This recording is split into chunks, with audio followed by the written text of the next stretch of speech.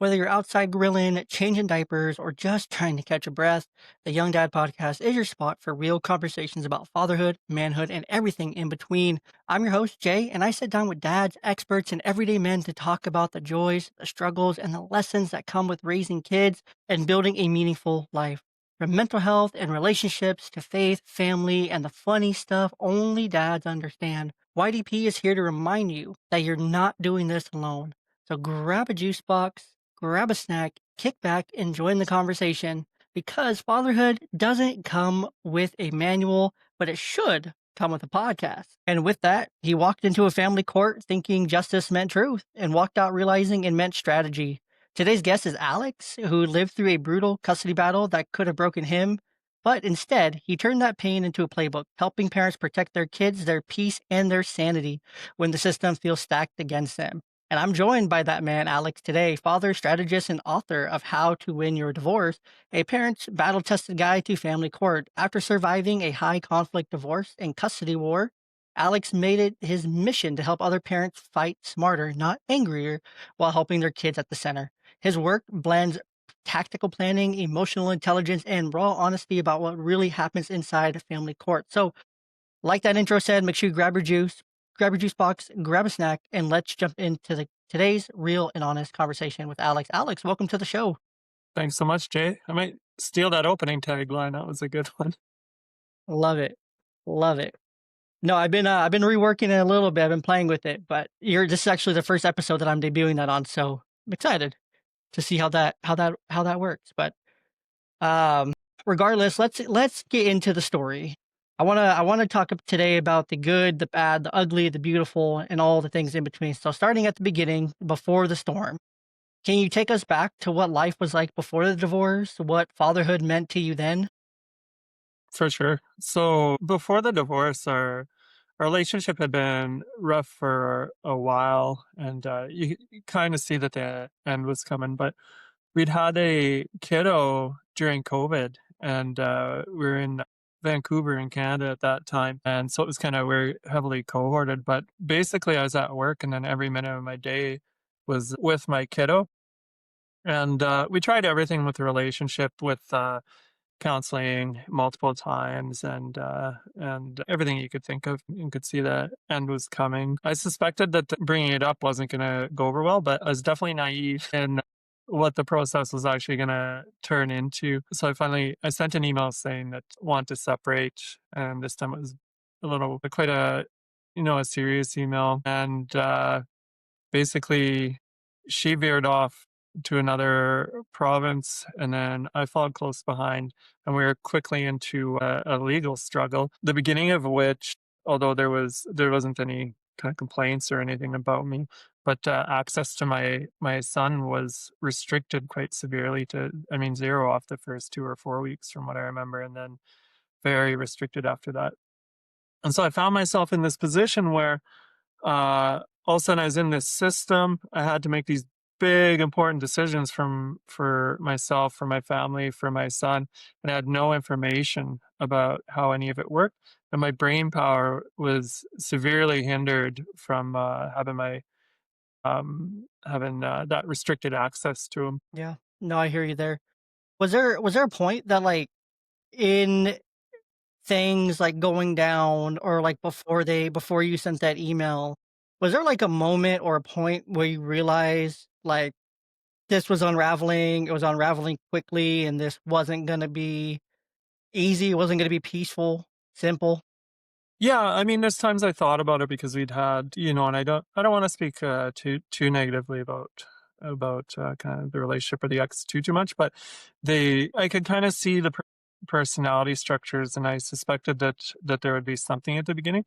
I thought that there'd kind of be some anger, some grief, and that at the beginning, but then after a period of time, we go into mediation or collaboration or work, just with a lawyer to come to what 50-50 parenting would look like.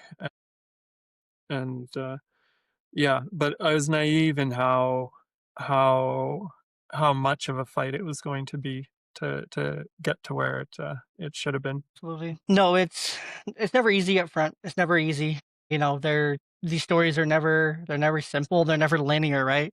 be easier if it was a one size fits all. So at this time, you're trying to work, you're trying to go through all of it, and you're not seeing your son for the first, month or so of it all going down. What kind of toll was this taking on you, just like personally, with work, with just everything going on? And the world, I mean, 5 years ago was a very different place. 5, 6 years ago now was a very different place when it all was happening. So I was very lucky because I had to switch cities instantly, and so I had to find basically the first available job. But I work in healthcare, So and why especially did you have to switch cities? because the legal battle, she kind of drove to a different. I'm in Canada, to a different province in a different city, and Mm, then my understanding of how stuff would work was that it would take place in where we were kind of at initially, but it was very apparent. And I had a couple lawyers tell me that no, it was going to be in this new city where the legal proceedings would take place. So I had to kind of quickly move.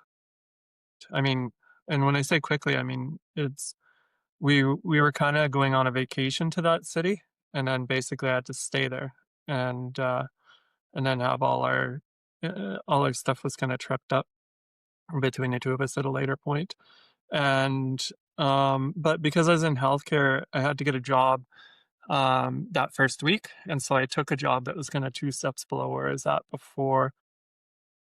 But it was also I could focus more on the task at hand, on kind of all the legal wranglings and everything that was about to go on. But yeah, the toll it's insane when I'm very close. I have a big family. I have four sisters.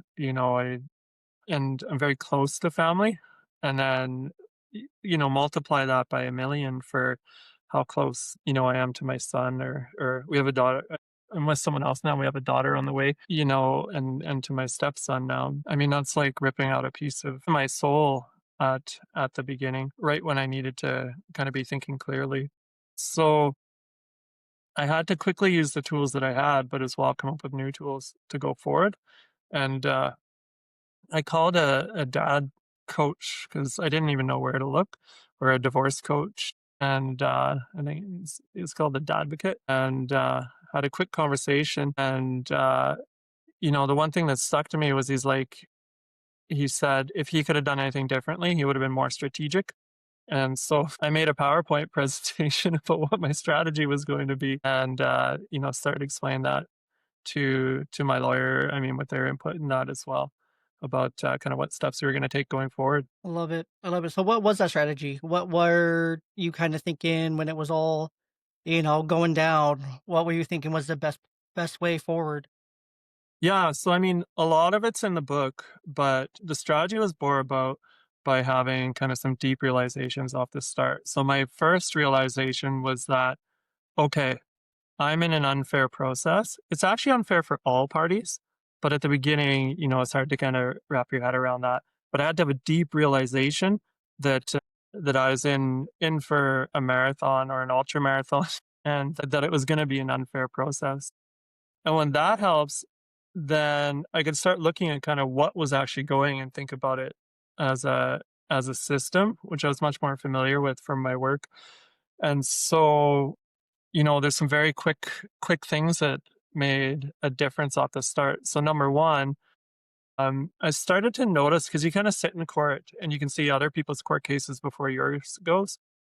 And I saw judges and other people's affidavits and then our affidavits, or my affidavit that we'd sent in, that it seemed like they hadn't even really read them fully before and they're kind of skimming them. And one judge actually said it, the opposing lawyer in another court case, not mine, but asked him, "Have you read it?" And he said, skimmed it." I'm thinking like people are either paying thousands or they're pouring their heart and souls into these. And it kind of hit me that, the system, it's looking to kind of return to the mean or find some sort of efficiency to get you guys out of the system as quick as possible so that Mhm. you can go back to being a family, I think is the nice way of putting it. But you really have to quickly let go of that, looking for justice or looking for truth, and really start working to look at what's kind of the best plan that and most efficient for the court systems. And then you can start managing your relationships with the judges and the lawyers and everyone. And so, I mean, That's the first realization. Strategically as well, a lot of this is an emotion game. And so, second realization is, and I kind of knew this before, but I had to go into it much deeper. There's kind of people on both sides. They say, just don't worry about your emotions. I don't know if we can swear on here, but they have that book. Yeah, absolutely, We have absolutely. that book, Fuck Your Feelings, and that, which there's some good stuff in there too. But, and then on the other hand, there's like, give everything to your emotions and feel them in that. And I think you got to use the right tool for the right job. And so, this is a situation in life or those very negative emotions such as anger, anxiety, depression, they actually have uses that I found through it. So writing that first affidavit, you got to do it so quickly. My son's sleeping upstairs. I'm feeling anxious about everything I'm putting down. Then I got to I had to reframe that to my anxiety is keeping me sharp, making sure I'm not making a mistake because this is important work that I'm doing and it's going to help me to stay awake for the next day. The amount of anger that you feel at different times is very, very intense in this process. And I had to kind of reuse that because typically my personality is I don't stay very angry very long.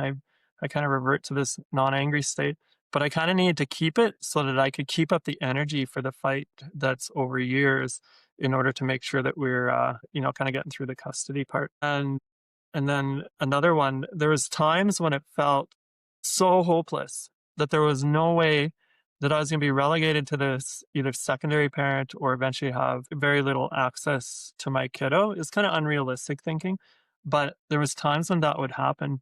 But I realized very quickly that the hopelessness and the depression, as long as I kept moving forward, when it came time to go to court, depression is very useful for not appearing anxious because I found those two kind of emotions can't coexist within myself, anyways. And so becoming very comfortable with these very negative emotions are actually the tools that you need to move forward in this process.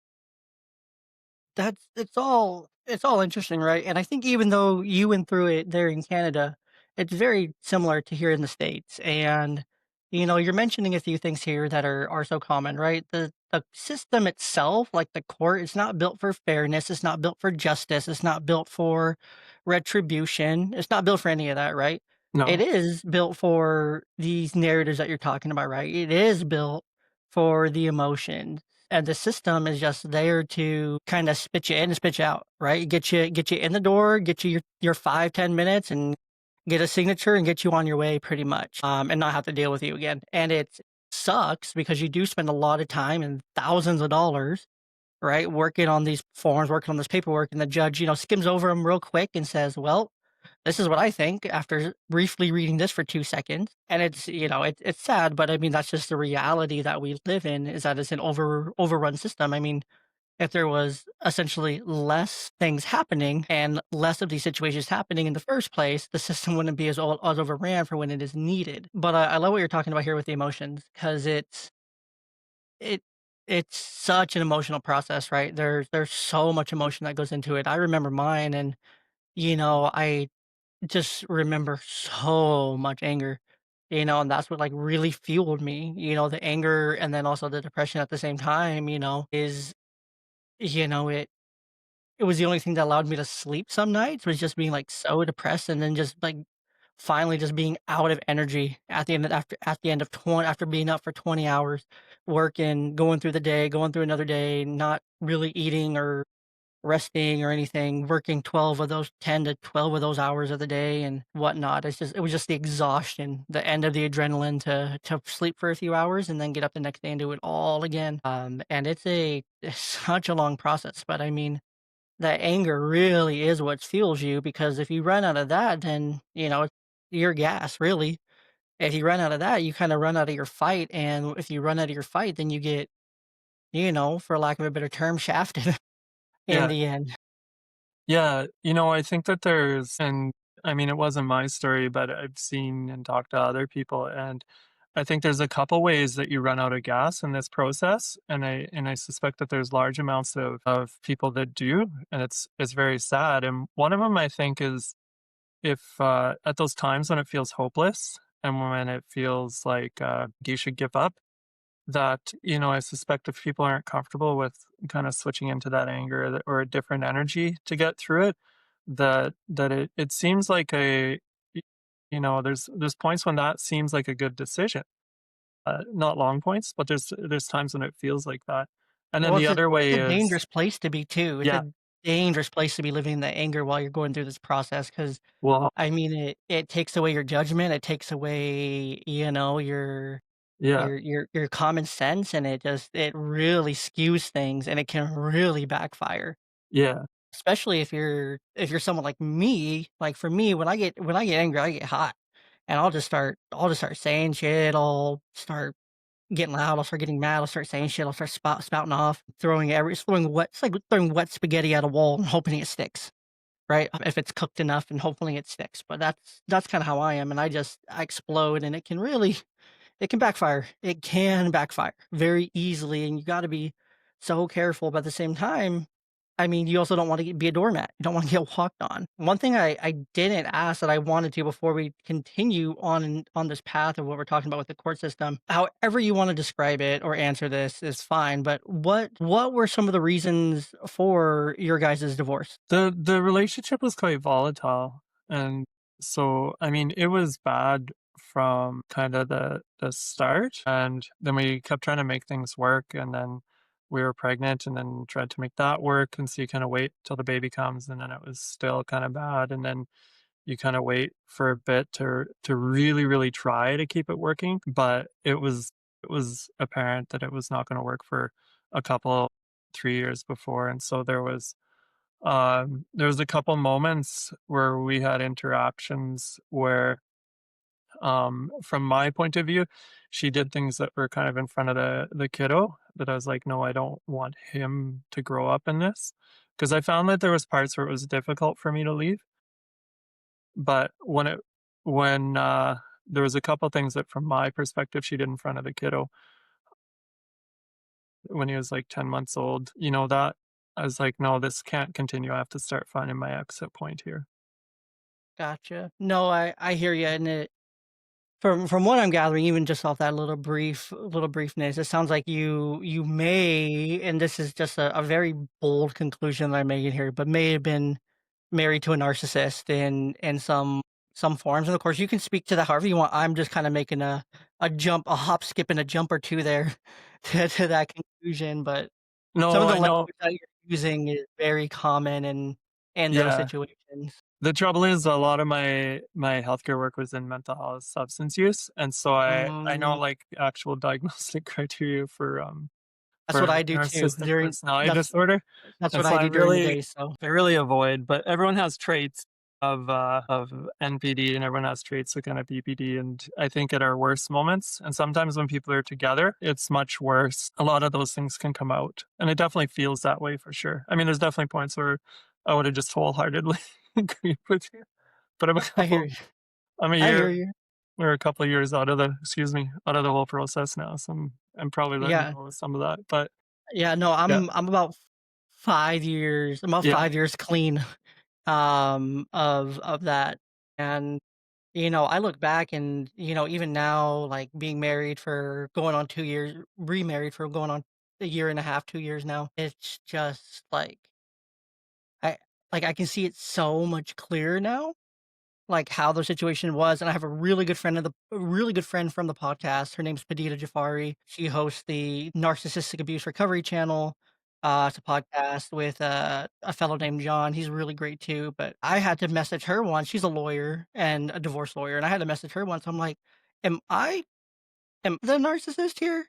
And she called me, like, 2 minutes later saying, "Okay, hold on now." Slow down. You're not, but this is what's going on. And, it's hard to see. It's really hard to see while you're in yeah, it. It's really hard to see while you're going through it. And it's important. So I guess, I mean, through all of it, I mean, we're talking here about you going through it. How did you protect, like, your own self, like your own emotions, your mhm, own sanity? Possibly, like, hearing lies in court and everything, and also protect, like, your kid from that as well at the same time. Like, how did you protect yourself, and how did you protect the kid, and just keep it all sane upstairs?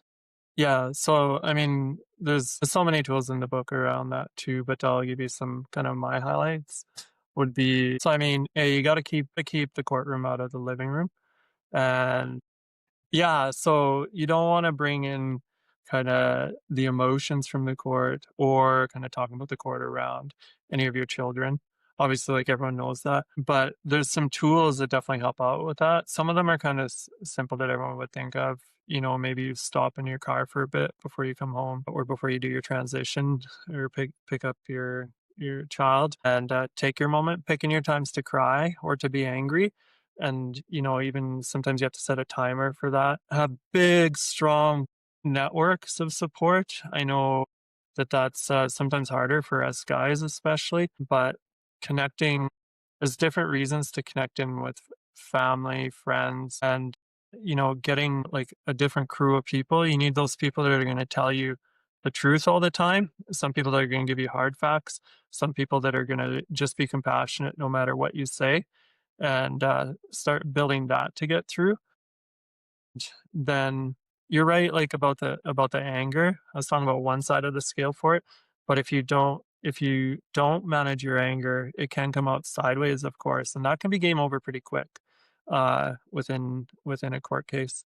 Going to therapy, I connected with just because I knew that this was going to be a rough ride once all the court stuff started with the therapist, kind of meeting weekly or bi-weekly again, and there was times when it was just they were just telling me, they're like, "No, like, they're not gonna take your kid away," and I'm just like, "They're gonna t" th I said, "I'm not gonna have access to my kid. They already did," and they're like, "No, it's not gonna work out that way. Once it gets to court, it'll come back," right?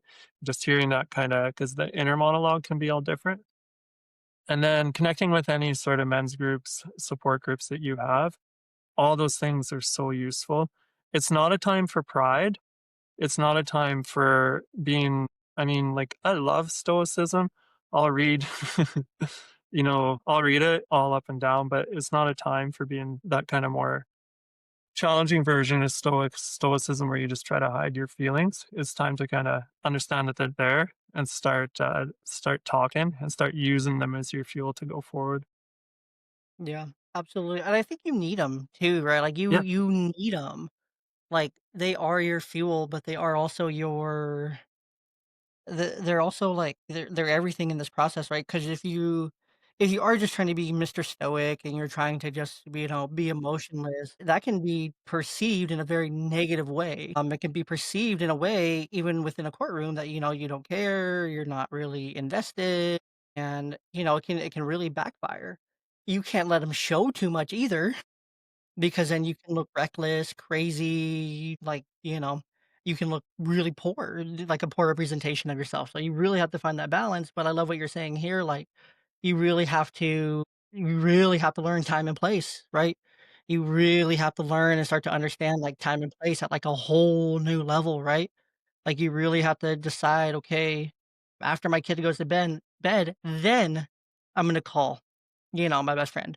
After, work and I'm driving home, or, I have 15 minutes between, work and picking up the kid, I'm gonna make a phone call, or I'm gonna take that moment, I'm gonna, scream it out in the car or whatever, right? Like, you really have to take advantage of those small times. And you have to find the people that support you along the way, um, and who are there to help you. And I think that's all, I really think that's a bigger part of a strategy here, is knowing how to process those emotions, and then how to use them, how not to use them, because you're going to be filled with all of them during this process of a divorce.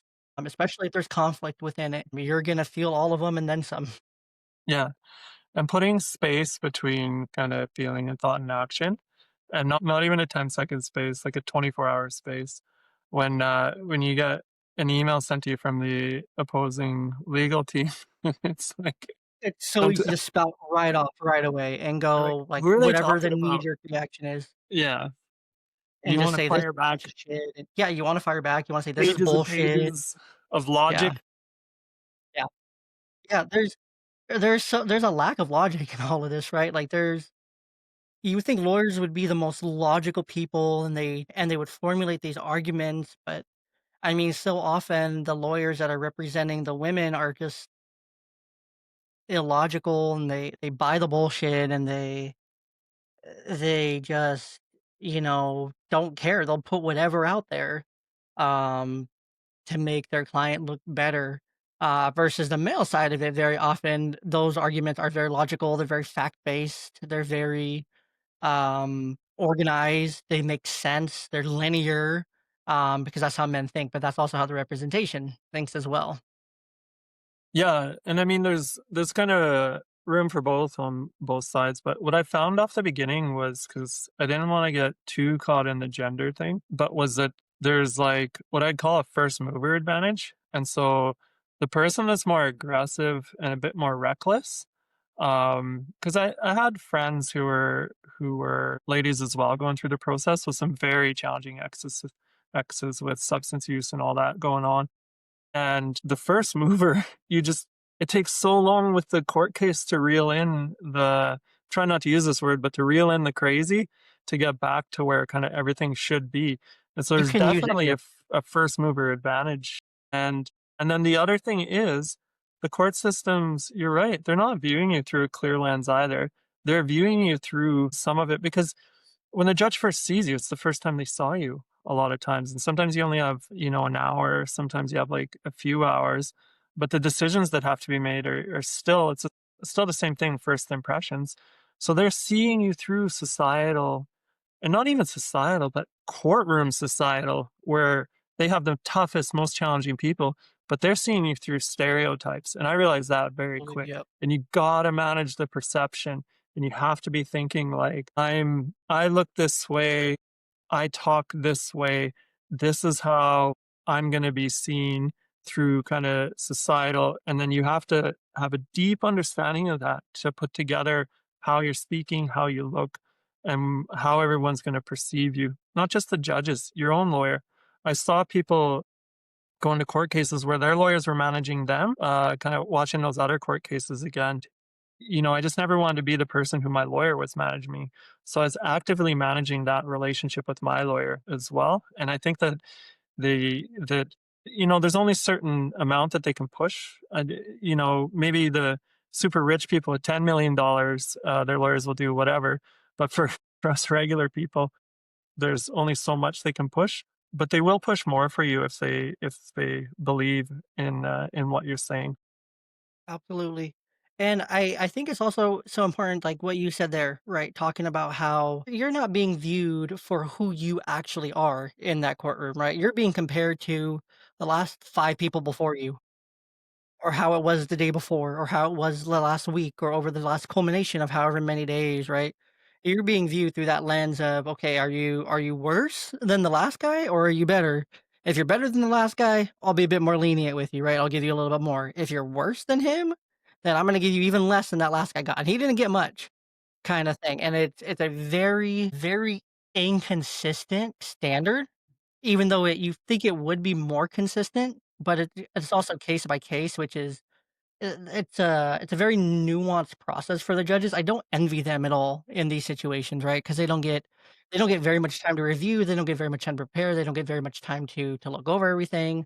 A lot of times, like you said, they're looking at something for the very first time that was just filed, day before in the afternoon that you filed just in time for tomorrow's case, and barely got it there on time before the clerk's office closed. You're just in this position of just, really hoping that they have some humanity, but oftentimes it's not like that. But there's power in that realization because it's only a hop, skip, and a jump from realizing that the process is unfair. But then if you realize it's unfair for both sides, so you're being viewed through the stereotypes and perception and how you look and how you present and the affidavits that come and the information they have. But so is the other side. And that's where you start to get the first kind of bits of strategy with how to move forward with everything. Or at least that's my feeling. Yeah, so was there, like, a single moment, like, while you're going through all of it that, like, changed how you wanted to, like, approach the battle? Like, as you went through, was there, like, a moment you're like, "Oh my gosh, I need to change course in this specific direction to get this going in a direction that's, favorable in my direction?" Yeah, I don't know if there was a turning point, but there was more just at the beginning and after the first court case, very quickly seeing that all this was how it was going to be, and seeing that I was going to have to go through the whole process. That I could see after the first court appearance that I was gonna have to go toe to toe each moment, but that I would like win, and no one wins in court, but that I would end up with 50-50 custody and that I would be a parent, but that I had to make sure that I was 100% through the process with managing all those perceptions and everything and making sure that anger didn't come out sideways and at least for anyone could see. Yeah. And that I had to be really strategic through it. Uh, and there was a moment more and then some aha moments at the end where we were looking at kind of the final piece of the parenting agreement. And at certain times, I just got second opinions. I really liked my lawyer, but just got second opinions, and she referred me to someone else. And Which is good. It's good. It's good to get second opinions. You never wanna go yeah, straight off the first it's opinion, especially if expensive. it doesn't feel. Yeah. It's expensive, but it kind of helps. It helps kind of know that I'm going in the right Or direction. that's even when you bounce ideas off people who you're really close with, people who you trust, who are like who's like your circle, right? Or maybe people you know who have been through it before, you're, like, talking to them, you're like, "Does this sound right? Does it sound good? Would you change anything?" Hmm. That's when you go to those people that you really trust, that you're really close with, and you're like, "What do you think about all this?" I know I have friends. I was the first one in the friend group to go through it, so lucky me, I get to help my friends through it and be their kind of guiding voice through some of it and be the person they call, and it's like, "Well, I wouldn't do that exactly," or, "I'd be careful going that direction," or, "Ultimately, it's your choice, but for me, I wouldn't, necessarily think of it this way. I would more think of it this way," kinda thing. So that's when you definitely use your resources around you. But that's one of the gifts is you have the wisdom from going through that process. Absolutely. And I mean, there was a few gifts, and that's kind of what the last chapter goes into. You won't see it at the beginning, but at the end, when everything's settled, and it's never quite fully settled because you still, if you have kiddos, you still have to kind of have that relationship at least until they're, I don't know, I'm sure it's past 18 even, but you gained a whole skill set in life, or I did. And then also the amount of energy that was going into the emotional game, to the strategy game, to the kind of doing the work, writing up everything game. When you don't have to do that anymore, I just had an explosion of kind of creative energy to within the rest of my life to create all sorts of different things, including this book. I hear you. Yeah, I mean, a lot of what this podcast was fueled by at first was because of just experiences and things like that. So you're right, it did explode and it explodes into something, right? You do gain skills, but I mean, for you, what kept you grounded in the middle of all of it? My Was it kid. faith? Was it logic? Fatherhood itself? Well, so I mean, yeah, I mean the number one is my son. So the best part about being a parent is that you have that singleness of purpose. It's all the time. Every decision, is towards my son. I do have faith. And I don't know if I'm super religious, but I have a deep understanding that there is a God and have seen it work within my life. So that's probably a piece that I have too. I find this process, although, it's kind of long, dark night in the middle, by the end of it, there's always that reaffirmation of faith. And then being able to take those moments. When I was younger, I went away on meditation retreats and that sort of stuff. So being able to find the stillness when I could was very useful as well. We're going deep. Of course we are, man. We go deep here. But no, I think it's important to talk about those things because it's like when you're in the middle of all this chaos and you're going through it, no matter where you're at, like there's some states in the US that make you wait a whole year and a day, that drag out the whole process for over a year and a day. Some it can be really quick and easy, some states is longer, some situations it's naturally longer, but I mean there's a whole chaos and it's so important to know those things that keep you grounded, right? Because I mean It's, it's hard to think about it in the moment if you don't already know what they are or you're not reminded of them. It can really throw you off, and it can really add unnecessary, like, stress because you feel like you're just all over the place all the time, but when you have even just 1 or 2 things that ground you, whether it's faith or, some practices that you do, meditation or breath work or rituals that you do, or maybe it's just the hope and the plans to have your children back in your life more consistently. You gotta have something to ground yourself on, because if you have nothing, it's gonna be it's gonna be a shit show. It's gonna be so hard to overcome that and work through that. Yeah. Yeah, and I mean, I don't know, he's probably not a great reference, but Louis CK talked about being a 50-50 parent and how it kinda made him a better parent because he could separate the 2. And what I would say is that, A, I don't know any different, but having to fight for my son is I'm sure that it's added. Like, I don't know if you could add to how much I loved him, but having to go through that much work is, like, very refining for being a good parent in kinda in my experience as well.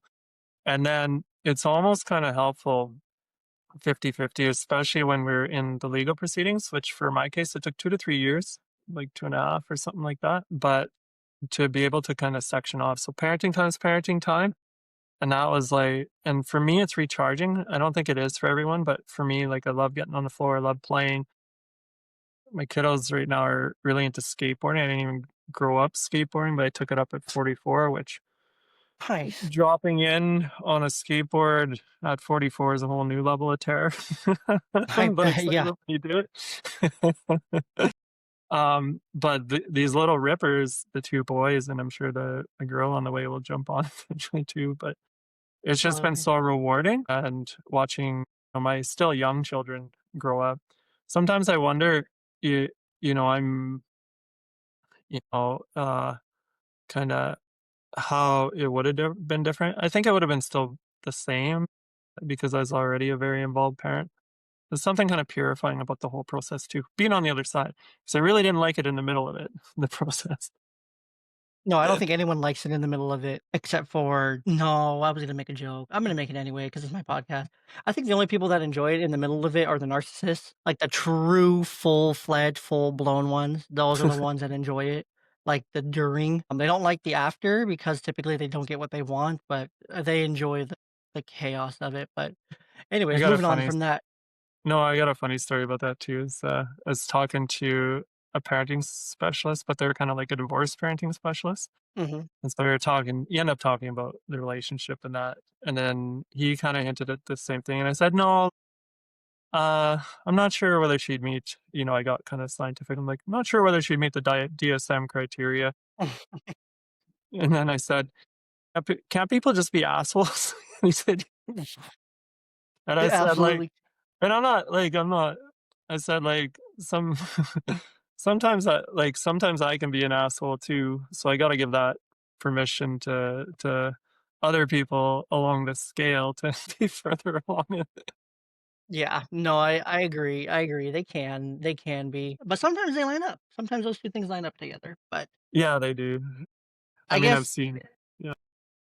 yeah, I guess so when you walked out of court for the last time, so trying to move more into the present day now.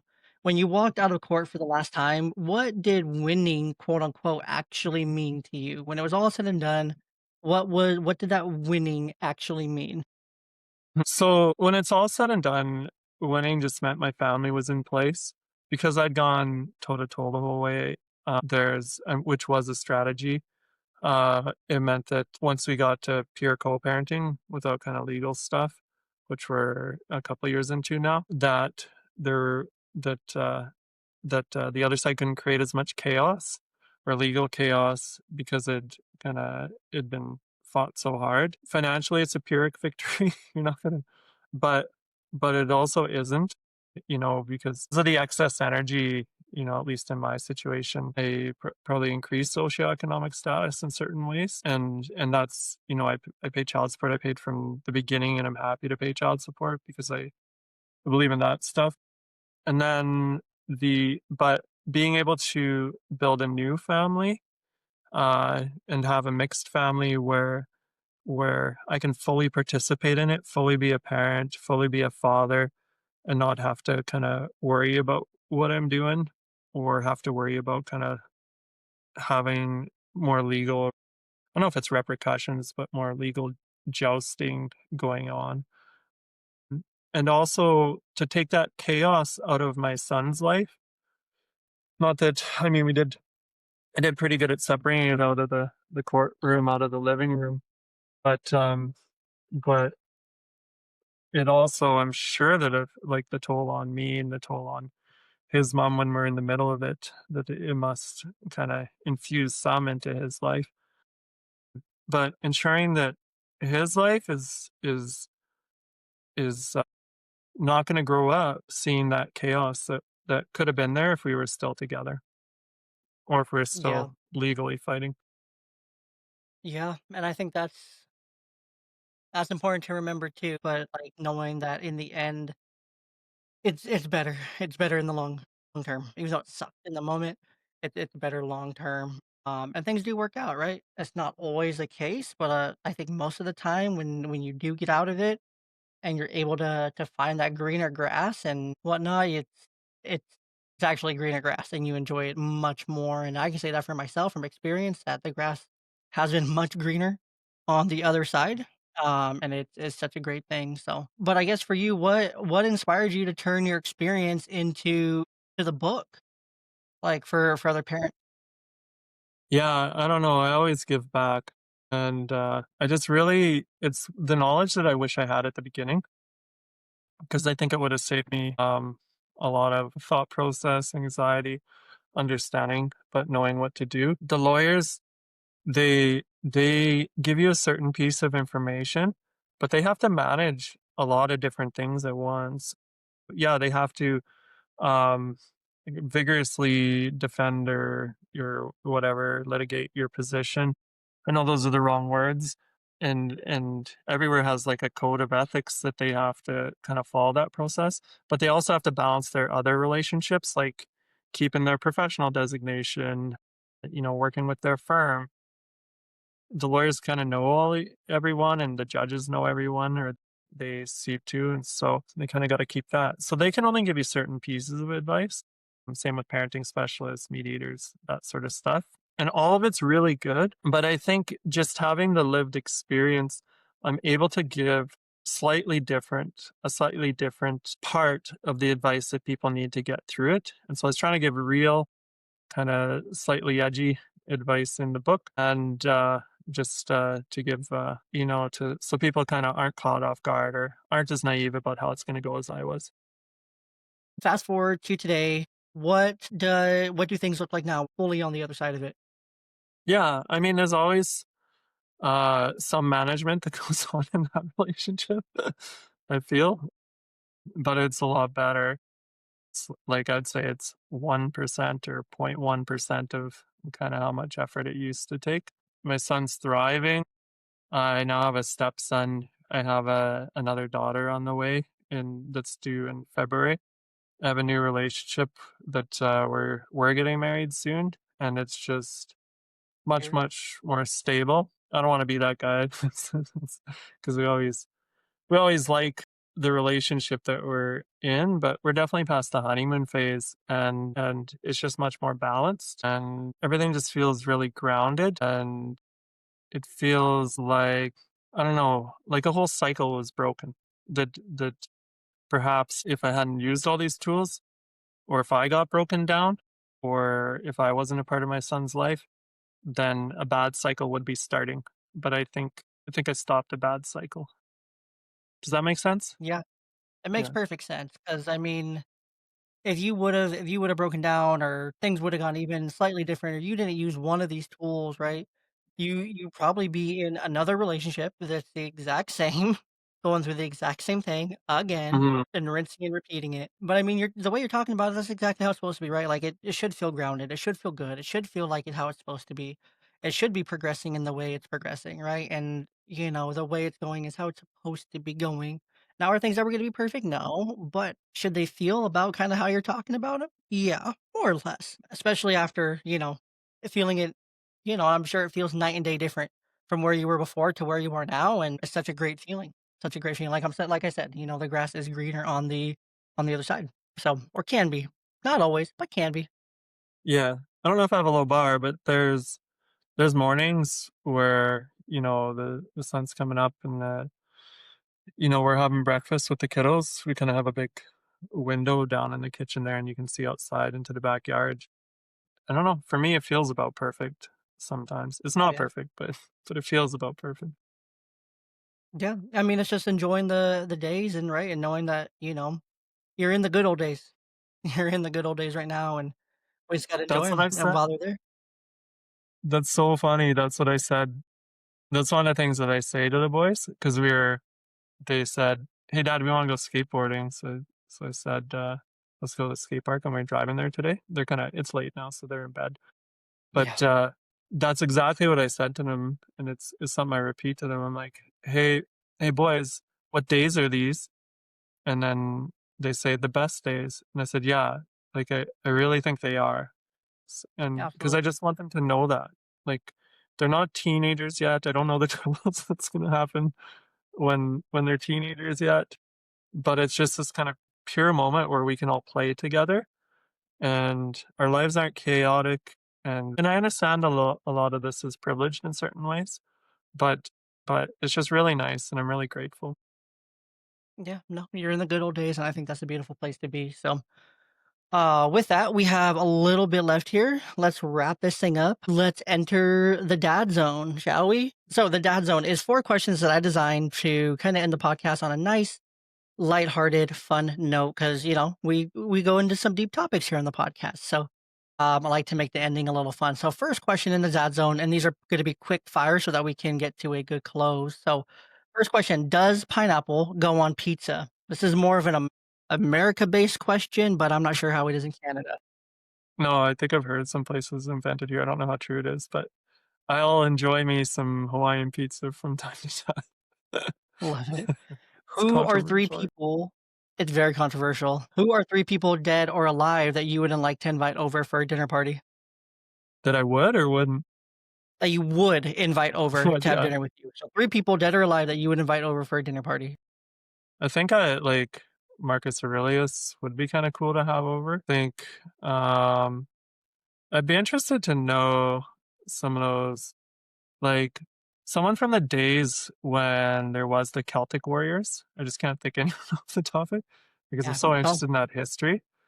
And then I don't know, maybe like Dan Carlin from Hardcore History. very cool. He's a very And then specific what podcaster. that would be a fun little bunch. Yeah, What is your guilty pleasure food? pumpkin pie, and we're in the Love it. season. 'Tis Yeah, the season. yeah, What is one piece of advice that you would offer to a young dad, age 18 to 22, that's just starting out his fatherhood journey? yeah. Get down on the ground and play, and just don't be too hard on yourself. But play is so important, and risky play is fine. Absolutely. It's needed. It's needed. It's needed. Uh, and then one new thing that I'm doing on the show now is a CTRA right here at the end of the podcast. It's a clear takeaway, reflection, and action. So the takeaway I want for people today is that winning isn't necessarily about destroying your ex. It's about protecting your kids and yourself from a system that rewards chaos. The reflection for you this week as you go about your week is this week, ask yourself, am I reacting out of emotion or responding out of strategy? So are you thinking before you act? And lastly, an action for you. Document, breathe, pray, and lead. Your kids need a rock, not a rival. And so just take that in. That's our CTRA of the week. Winning isn't about destroying your ex. This week, ask yourself, are you thinking before you act? And lastly, document, breathe, pray, lead, do whatever you need to do. Your kids need a rock, not a rifle. And finally, let me pull up a couple tabs here and share some screen. Let's go here. We'll share both. So, if you are wanting to learn more about Alex's work, you can visit howtowinyourdivorce.com, which you can see right here. This is what it looks like. To join the pre-sale list for How to Win Your Divorce and grab a free chapter plus a tactical divorce checklist. You can find that there. You could also, let me switch over to here. This is the Substack of Alex's for ongoing insights for weekly strategies and real world stories from the front lines of co-parenting. Alex, anything else that you want the listeners to know about either of these sites here?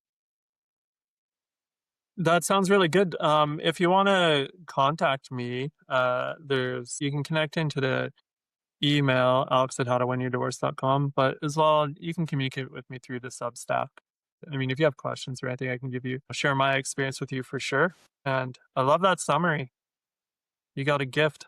Alex, big thanks to you for joining me today. This is such an important conversation that I want that we need to have. We need to have these real conversations about divorce because it is messy. It's not clean. It's not straightforward. It's not linear. And it's important to remind every dad out there that is going through that strength isn't about the rage. It's about the restraint, the clarity, and the love for your kids. If today's episode hit home, share it with another dad who needs a battle buddy. Subscribe and leave a review. And until next time, I hope you enjoyed your juice box. I hope that snack was delicious. And remember to keep showing up, dads. And until next time, right here on the Young Dad Podcast.